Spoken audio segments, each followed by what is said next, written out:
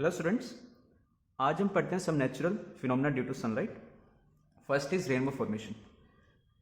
सबने रेनबो देखा होगा स्काई में। 10th में तुम लोग पढ़ते थे कि रेनबो फॉर्मेशन किसकी वजह से होता है। It is combined effect of dispersion, refraction and internal reflection of sunlight bye spherical water droplets of rain. यहाँ से जैसे सनलाइट आ रही है, ये तुम्हारे पास जब बारिश होती है, ये कुछ पानी की बूंद है, ठीक है, ये रेन ड्रॉप है और ये सराउंडिंग में हमारा एयर है। एक रे ऑफ सनलाइट आई, वो पहले रेयर मीडियम टू डेंसर जा रही है तो टुवर्ड्स द नॉर्मल बैंड हो जाता है, ठीक है। Due to dispersion, because refractive index red और वॉयलेट का अलग अलग होगा तो उनकी बेंडिंग अलग अलग होती है। फिर वो यहाँ पे जाके डेंसर टू रेयर जा रही है तो यहाँ पे टी आर पॉसिबल है, तो यहाँ पे एक इंटरनल रिफ्लेक्शन होता है। इसको हम टोटल इंटरनल रिफ्लेक्शन क्यों नहीं कहते। टी आर का मतलब होता है कि सारी की सारी लाइट का टोटल, सारी की सारी लाइट का इंटरनल रिफ्लेक्शन हो जाना, बट यहाँ पे कुछ लाइट बाहर भी आ जाती है तो we do not call it T R, we call it internal reflection. और फिर एक रिफ्रैक्शन के बाद वो बाहर आ जाता है। ये रेड कलर, ये वॉयलेट कलर, ये एंगल्स भी कुछ रहते हैं। This is called primary rainbow, ठीक है। Violet emerges at angle 40 degree and red emerges at angle 42 degree. In secondary rainbow तुम्हारे पास एक टी आर की बजाय अंदर दो टी आर होते हैं या दो आई आर होते हैं, इंटरनल रिफ्लेक्शंस। तो पहले क्या हो गया तुम्हारे पास, it is refraction with dispersion, यहाँ पे रिफ्रैक्शन विद डिस्पर्जन, ठीक है, यहाँ पे स्प्लिटिंग होती है। फिर एक इंटरनल रिफ्लेक्शन यहाँ पे, एक इंटरनल रिफ्लेक्शन यहाँ पे, फिर तुम्हारी रे ऑफ लाइट बाहर आती है। इस कलर में वॉयलेट और ये रेड। एक इंपॉर्टेंट पॉइंट ये है, जो भी ऑब्जर्वर होगा, जैसे यहाँ पे ऑब्जर्वर है, सन उसके पीछे होना चाहिए। अगर मैं इस साइड देख रहा हूं, देखो मेरा फेस इस तरफ है, ठीक है, मैं इस तरफ देख रहा हूं, तो सन मेरे पीछे होना चाहिए। An observer can see the rainbow only when his back is towards the sun. जब उसकी बैक सन की तरफ होगी तभी वो ये रेनबो फॉर्मेशन देख पाएगा। रेनबो में वॉयलेट ऊपर होता है, रेड नीचे होता है, या रेड ऊपर होता है, वॉयलेट नीचे होता है। ये डिपेंड करेगा कि प्राइमरी रेनबो है या सेकेंडरी रेनबो है। दोनों पॉसिबल है, विव और ऊपर से भी बन सकता है और नीचे से भी बन सकता है। इन प्राइमरी रेनबो ऊपर वॉयलेट नीचे रेड हमें दिखाई देता है, सेकेंडरी में ऊपर रेड नीचे वॉयलेट दिखाई देता है। Next phenomena is scattering of light. The change in direction of light by the particles of the medium through which light passes is known as scattering. जब लाइट ट्रेवल करती है, उसके पाथ में कोई पार्टिकल्स आ जाए, उसका पाथ का change हो जाना is called scattering of light. As sunlight travel through atmosphere it gets scattered by atmospheric particles, ठीक है। रेले स्कैटरिंग, रेले ने एक फिनोमेना दिया था, उसने बताया था कि छोटे जो वेवलेंथ्स होते हैं उनकी स्कैटरिंग ज़्यादा होती है कंपेयर टू लार्जर वेवलेंथ्स। मैं इसको ऐसे भी समझाता हूँ, जैसे मान लो ये तुम्हारे पास कोई पार्टिकल है, एक वेवलेंथ आ रही है, एक तो छोटी वेवलेंथ है और एक लार्ज वेवलेंथ है। लार्ज वेवलेंथ ये भी हो सकता है बिना टकराए आगे निकल जाए, छोटी वेवलेंथ तो पक्का टकरा के इसका स्कैटरिंग होगा ही होगा। तो जितनी छोटी वेवलेंथ होगी उतना स्कैटरिंग का चांस ज्यादा होता है, लार्जर वेवलेंथ का स्कैटरिंग क्या होता है, कम होता है। तो वॉयलेट और रेड किसकी स्कैटरिंग ज्यादा होगी, वॉयलेट कलर की स्कैटरिंग ज्यादा होगी, रेडिश कलर की स्कैटरिंग कम होगी। Blue has shorter wavelength than red and is scattered much more readily. In fact violet is scattered even more than blue having shorter wavelength, but since our light eyes are more sensitive to blue than violet we see the sky blue. तो violet colour की scattering तो और भी ज्यादा होती है, हमें sky का ब्लू कलर क्यों दिखाई देता है। क्या रीजन है, जब लाइट आती है, जैसे मान लो दिन का टाइम है, सन एग्जैक्टली हमारे ऊपर होता है, ठीक है, ऑलमोस्ट सारी कलर्स हमारे पास रीच कर पा रहे होते हैं, तो सबसे ज्यादा स्कैटरिंग किसका होगा, सबसे ज्यादा कलर स्कैटर कौन सा करेगा, सबसे ज्यादा स्कैटरिंग होती है वॉयलेट की। बट क्योंकि हमारी आइस ब्लू को ज्यादा सेंसिटिव है, तो वॉयलेट दिखने की बजाय तुम्हारे कौन सा कलर दिखाई देता है, हमें स्काई का ब्लू कलर दिखाई देता है। या दिन में हमें ऑलमोस्ट व्हाइटिश कलर भी क्यों दिखाई देता है, क्योंकि सारे के सारे कलर ही स्कैटर होकर हमारे पास रीच कर पाते हैं। इसमें एक इंपॉर्टेंट पॉइंट, स्कैटरिंग के लिए जो पार्टिकल का साइज होना चाहिए रास्ते में, वो ऑलमोस्ट वेवलेंथ के आसपास होना चाहिए। जैसे कई बार हम क्या करते हैं, विंडो ओपन करते हैं, विंडो में हल्का सा होल है, हमें छोटे छोटे से पार्टिकल्स दिखाई देते हैं जो हमें पाथ ऑफ लाइट विजिबल कर देते हैं। वो फिनोमेना भी क्या है, it is scattering of light. इसकी वजह से हमें लाइट का पाथ दिखना स्टार्ट हो जाता है। तो जैसे मैं यही केस बता रहा था, जब सन नियरली ओवरहेड होता है हमारे पास सारे कलर्स रीच कर पाते हैं। हमारे आई सबसे ज़्यादा सेंसिटिव किसके लिए होते हैं? ब्लू के लिए। तो इसलिए हमें स्काई का कलर ब्लूइश दिखाई देता है। बट सन जब ऑलमोस्ट सनसेट के टाइम या सनराइज के टाइम, सन कहाँ पे होता है? ये होराइजन के नियर होता है। तो यहाँ से क्या होगा, जब तुम्हारे पास रेज रीच कर रही होंगी ऑलमोस्ट, देखो यहाँ से जब रेज आती हैं ऑलमोस्ट सारे कलर्स तुम्हारे पास रीच करने से पहले ज़्यादा स्कैटर हो चुके होते हैं। लीस्ट स्कैटर होके, बिना स्कैटर हुए या सबसे कम स्कैटर हुए तुम्हारे पास कौन सा कलर रीच कर पाता है? हमारे पास रेडिश कलर रीच कर पाता है। बाकी सारे कलर्स तो स्कैटर हो चुके हैं। तो तुम्हारे पास ऑलमोस्ट कौन सी लाइट रीच कर पाती है? रेड, बिकॉज उसकी स्कैटरिंग कम होती है। तो सनसेट और सनराइज के टाइम हमें इसलिए स्काई का कलर कैसा दिखाई देता है? रेडिश। जबकि दिन के टाइम तब तो तुम्हारे पास ऑलमोस्ट सन ओवरहेड होता है, सारे कलर्स ही रीच कर जाते हैं। तो इसकी वजह से सनसेट और सनराइज में हमारे पास क्या है? सन बहुत लार्ज डिस्टेंस पे, blue and other shorter wavelengths are removed by scattering, वो तो ऑलमोस्ट हट ही जाती है, हमारे पास रीच ही नहीं कर पाती। तो हमारे पास सिर्फ कौन सी लाइट रीच कर पाती है? कौन सी लाइट हमारे पास रीच कर पाती है? रेड, बिकॉज उसका स्कैटरिंग सबसे कम हुआ होता है। ऐसे ही तुम्हारे पास बोलते हैं कि हमें जो सनसेट है और सनराइज है, सन 4 मिनट पहले और 4 मिनट बाद में हमें दिखाई देता है सेट होने के बाद। और ट्विंकलिंग ऑफ स्टार्स, इसका भी ये रीजन सोचो। देखो ये अर्थ का जो एटमॉस्फेयर है वो हर जगह उसका जो रिफ्रैक्टिव इंडेक्स है वो यूनिफॉर्म नहीं होता। नीचे रीजन पे डेंसिटी, ऑप्टिकल डेंसिटी ज़्यादा होती है, ऊपर वाले रीजन पे ऑप्टिकल डेंसिटी कम होती है। गर्मियों में उल्टा हो जाता है। गर्मियों में क्या होता है? अर्थ क्योंकि बहुत ज़्यादा गर्म हो जाता है तो अर्थ के पास वाले लेयर गर्म हो जाते हैं और उनका रिफ्रैक्टिव इंडेक्स कम हो जाता है। बट जनरली हमारे पास रात में या कभी भी क्या फिनोमेना होता है कि तुम्हारे पास नीचे वाले लेयर्स, उनकी डेंसिटी भी ज़्यादा होती है और ऑप्टिकल डेंसिटी भी ज़्यादा होती है। तो यहाँ पे मान लो एक तुम्हारे पास कोई भी स्टार है, तो क्या होता है जब स्टार बहुत फार अवे एक पॉइंट हमें दिखाई देता है, जब उससे रेज आती है किस तरह बेंडिंग होती है उनकी? टुवर्ड्स द नॉर्मल बेंडिंग होती जाएगी। तो हमें ऐसे रेज आती है। तो यहाँ पे अगर कोई बंदा खड़ा है उसको क्या लगता है कि रेज कहाँ से आ रही है? थोड़ा सा ऊपर उठा हुआ दिखाई देता है कि यहाँ से रेज आ रही है, बिकॉज ये एटमॉस्फेरिक लेयर्स कंटिन्यूसली मूव करते रहते हैं। तो रिफ्रैक्टिव इंडेक्स भी इनका वेरी करता रहेगा। तो जैसे ही रिफ्रैक्टिव इंडेक्स वेरी हुआ, पहले तुम्हें यहाँ पे दिखाई देगा। मान लो जैसे ही थोड़ा सा रिफ्रैक्टिव इंडेक्स वेरी हुआ, इसकी पोजीशन एकदम से यहाँ से चेंज हो गई, कहीं यहाँ पे आ गई। तो पहले यहाँ पे स्टार था, अब यहाँ पे स्टार नहीं दिखाई दे रहा। तो क्या लगता है हमें कि स्टार वहां से गायब हो गया, और इसी फिनोमेना को हम बोलते हैं ट्विंकलिंग ऑफ स्टार्स। क्या रीजन है उसका? रिफ्रैक्टिव इंडेक्स अर्थ के जो लेयर्स हैं इसका रिफ्रैक्टिव इंडेक्स वेरी करता रहता है, और because of continuous motion of the layers तुम्हारे पास ये रिफ्रैक्टिव इंडेक्स चेंज करता रहता है। तो कोई कभी पोजीशन यहाँ पे दिखाई देती है, कभी पोजीशन यहाँ पे दिखाई देती है। अब नेक्स्ट क्वेश्चन आता है कि सन का हमें ट्विंकलिंग क्यों नहीं दिखाई देता?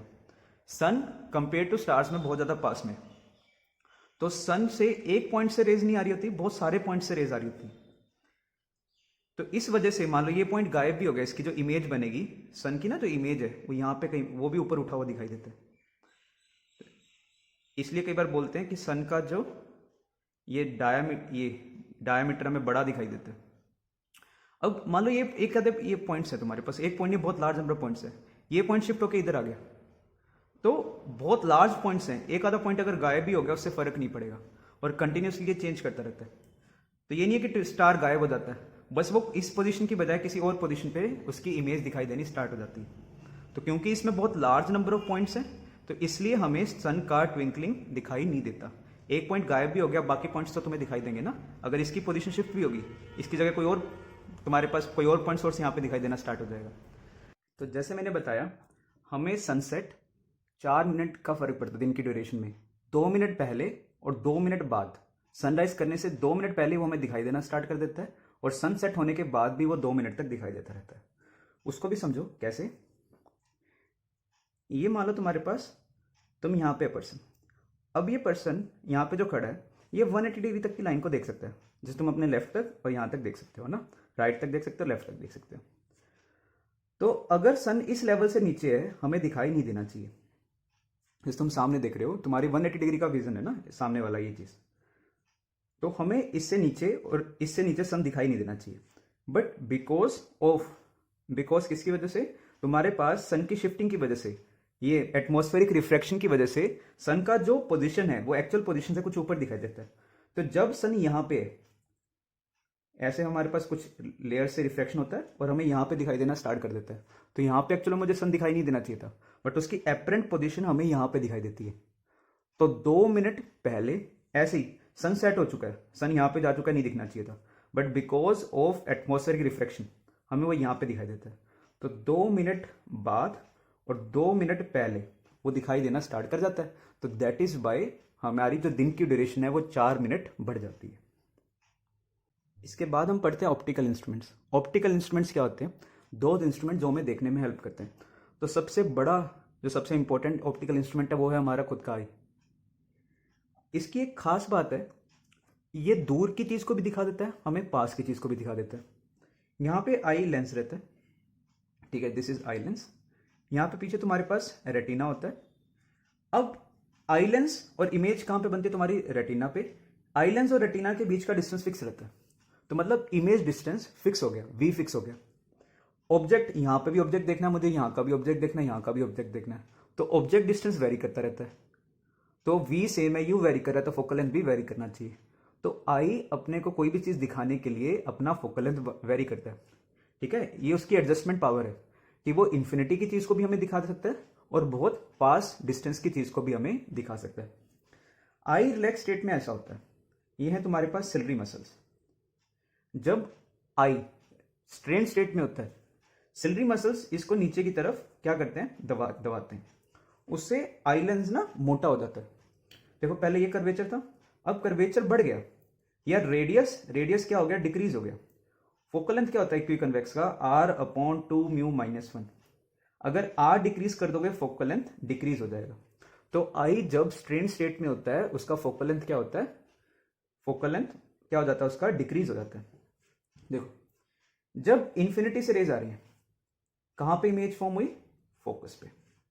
अब ये बताओ, अगर तुम्हारा मान लो ये ऑब्जेक्ट इंफिनिटी पे, इमेज बनी फोकस पे, अब जैसे से ऑब्जेक्ट आगे आएगा इमेज पीछे की तरफ शिफ्ट होता है। तो इंफिनिटी पे तो चलो रेटिना पे बन गई। अगर ये ऑब्जेक्ट आगे आ रहा है, इमेज पहले क्या था? इमेज रेटिना पे बन रही है, मतलब रेटिना पे फोकल लेंथ था। जैसे से ऑब्जेक्ट आगे आ रहा है, इमेज फोकल लेंथ के पीछे बनना चाहिए, तो बट इमेज तो हमारी रेटिना पे बनती है। तो क्या चीज चेंज होती है? इमेज अभी भी रेटिना पे बनती है, ये अपना फोकल लेंथ डिक्रीज कर लेता है, इस पे स्ट्रेन बढ़ता जाता है, फोकल लेंथ इसका क्या हो जाता है? डिक्रीज हो जाता है, फोकल लेंथ आगे की तरफ शिफ्ट हो गया और इमेज फोकस के पीछे बनती जाएगी। जैसे जैसे तुम आगे आते जाओगे स्ट्रेन बढ़ता जाता है, रेडियस कम होता है, फोकल लेंथ कम होती है, ठीक है। इमेज बट रेटिना पे फॉर्म होती है। मान लो तुम इसके बहुत आगे आगे हो सकता है और पीछे शिफ्ट हो जाए, 2f के पीछे शिफ्ट हो जाए, और आगे आते जा रहे हो, ये इस तरीके से शिफ्ट होता जाएगा कि तुम्हारे पास फोकस आगे आता जाएगा, इमेज डिस्टेंस फिक्स रहेगा, फोकल लेंथ चेंज करती रहती है। तो ये हमारे पास आई का, इसमें ऐसे आई तुम्हारे पास इमेज फॉर्म करता है। तो इसमें तुम्हारे पास कोन्स भी होते हैं, cones and rods which sense light intensity and colour respectively. Rods brightness देखते हैं कितनी ब्राइटनेस है, और कोन्स क्या देखते हैं? Colour. And transmit electric signals by optic nerve to the brain.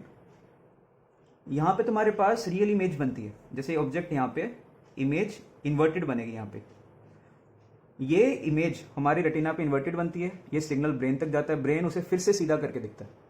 तो तुम्हारे पास मान लो कोई सामने एक पर्सन खड़ा है, रेटिना पे उसकी इमेज उल्टी बनेगी, ब्रेन उसे सीधा करके रीड करेगा।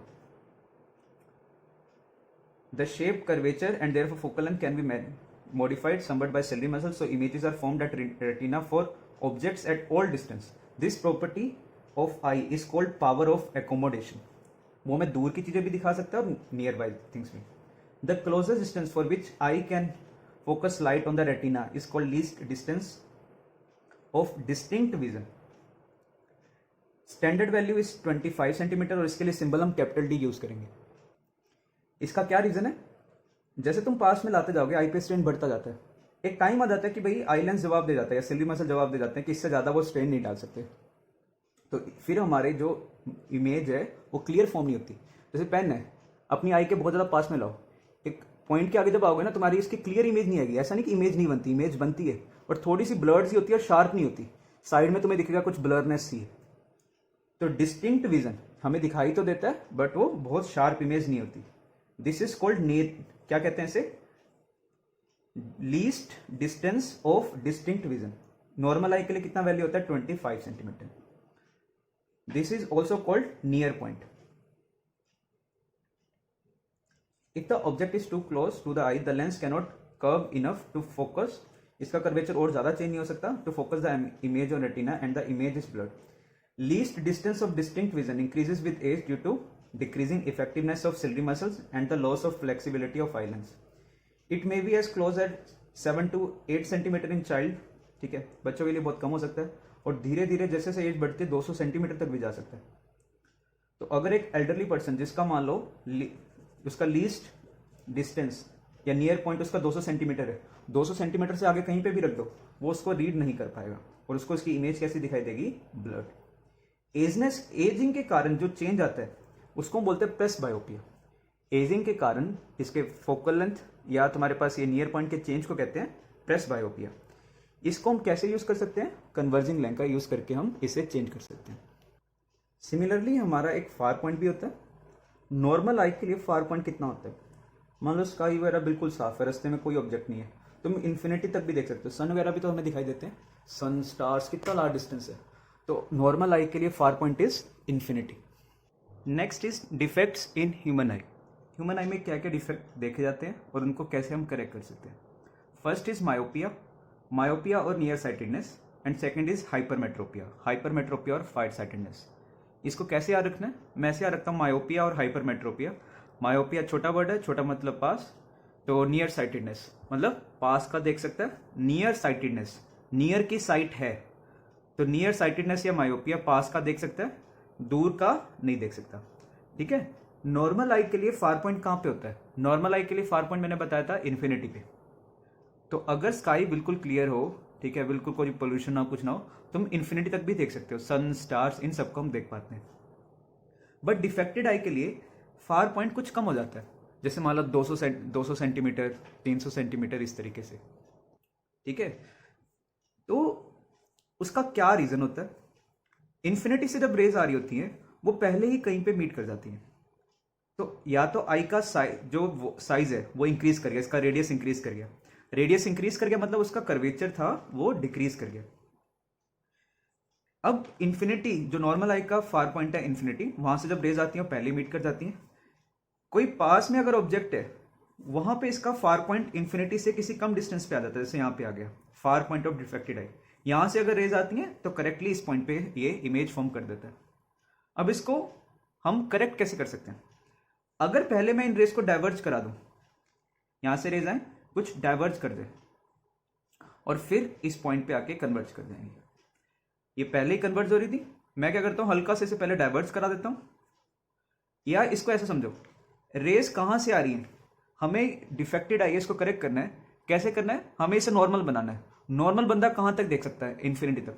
तो जब इन्फिनिटी से रेज आए, इस आई को क्या लगना चाहिए कि रेज इसके कहां से आ रही है, रेज इसके फार पॉइंट से आ रही है.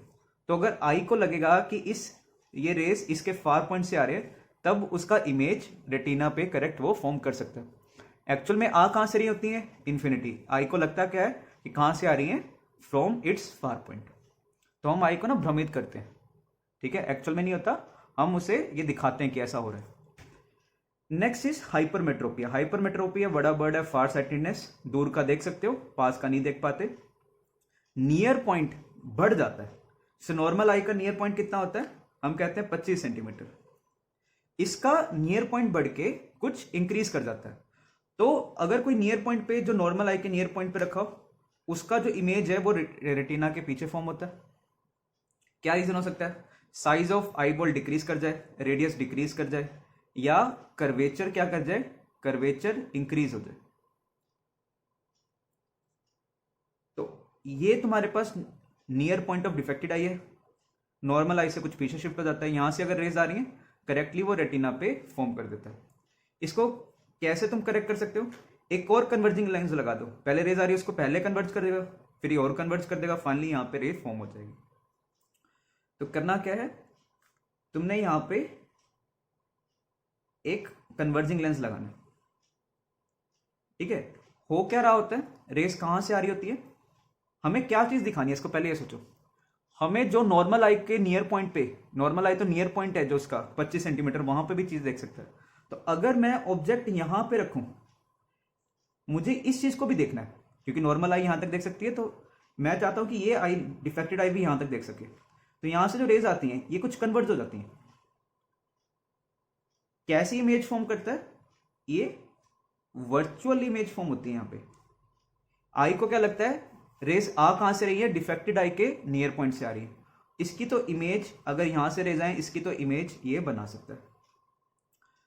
तो रेज आती कहां से है, नॉर्मल आई के डिफेक्टेड पॉइंट से और नॉर्मल आई के नियर पॉइंट से, और इसको क्या लगता है डिफेक्टेड आई को कि उसके नियर पॉइंट से आ रही है, तब ये फाइनली इस चीज को देख सकता है। ये ध्यान रखो, ये रियल इमेज नहीं है, ये पहला लेंस है, ये वर्चुअल इमेज बनाता है। रियल बना दी तो वो तो आई के पीछे ही इमेज बन जाएगी। अगर तुम आई के पीछे कोई चीज रखी हो तो उसकी तो इमेज देख नहीं सकता ना। ये लेंस की ऐसी इमेज आनी चाहिए कि आई के आगे फॉर्म हो, और कहां पे, इस आई के डिफेक्टेड आई के नियर पॉइंट पे। तो ये जो तुमने ऑब्जेक्ट रखा हुआ है, ये फोकस और इसके जो ऑप्टिकल सेंटर है उसके बीच में रखा हुआ, ताकि वर्चुअल इमेज फॉर्म हो।